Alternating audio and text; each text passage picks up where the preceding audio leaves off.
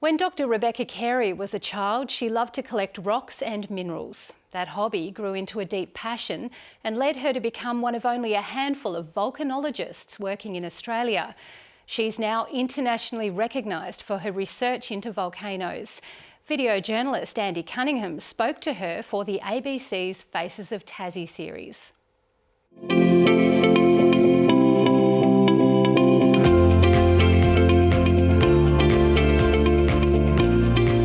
Hi, my name's Rebecca Carey and I'm a volcanologist.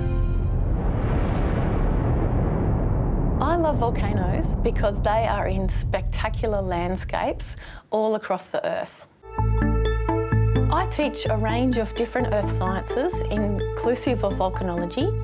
I've been at the University of Tasmania for about 9 years now, and today we're going to talk about the explosivity associated with the volcanism on Hawaii.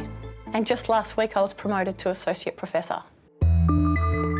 My childhood was one where we moved around every year or every 2 years.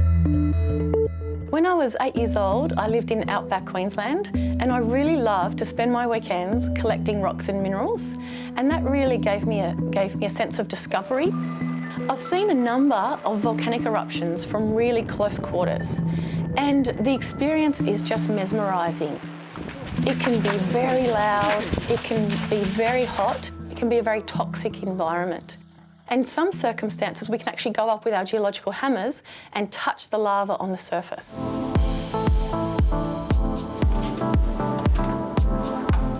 I studied volcanology at the University of Hawaii.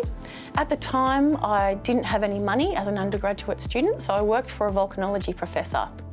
And so I helped him with field trips to go to the active volcano of Kilauea, and I was able to see magma being erupted at the Earth's surface 3 or 4 times during that year, and that's what gave me my love for volcanology and volcanoes. Havra submarine volcano north of the North Island of New Zealand erupted in 2012.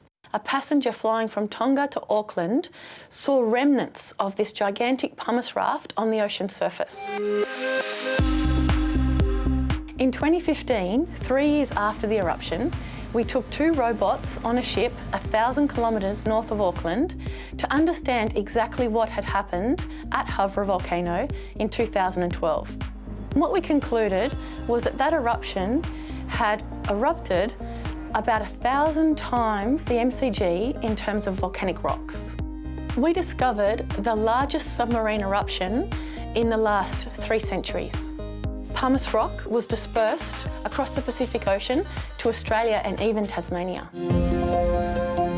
The Australian Academy of Science Dorothy Hill Medal is awarded annually to the top female earth and marine scientist. To be the awardee in 2020 is an amazing honour, and it's very special for me because it reflects also on the teams that I've worked with that have really contributed that science.